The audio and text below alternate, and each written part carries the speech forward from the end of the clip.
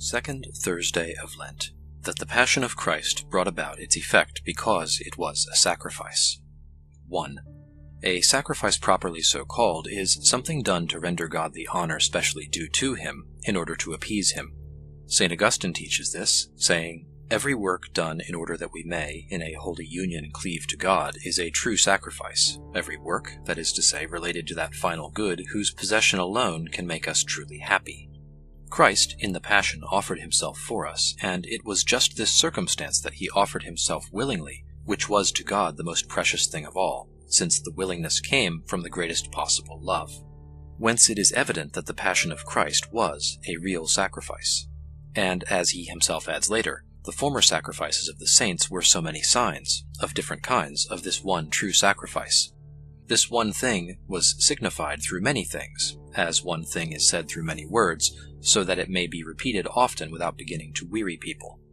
St. Augustine speaks of 4 things being found in every sacrifice, namely, a person to whom the offering is made, one by whom it is made, the thing offered, and those on whose behalf it is offered.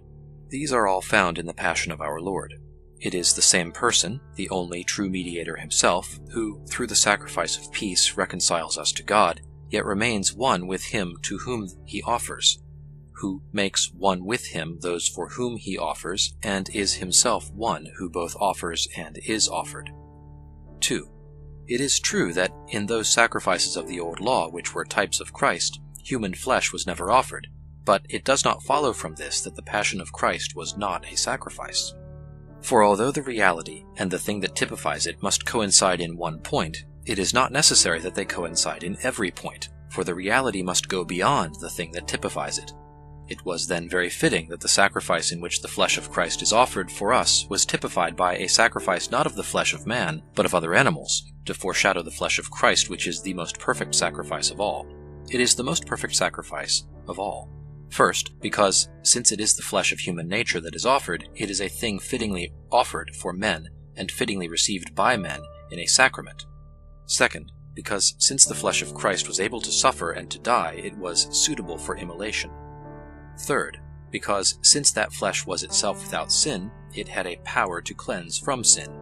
Fourth, because, being the flesh of the very offerer, it was acceptable to God by reason of the unspeakable love of the one who was offering his own flesh.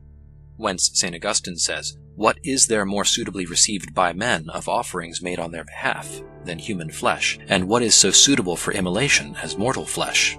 And what is so clean for cleansing mortal viciousness as that flesh born without stain of carnal desire in the womb and of the womb of a virgin? And what can be so graciously offered and received as the flesh of our sacrifice, the body so produced of our priest?"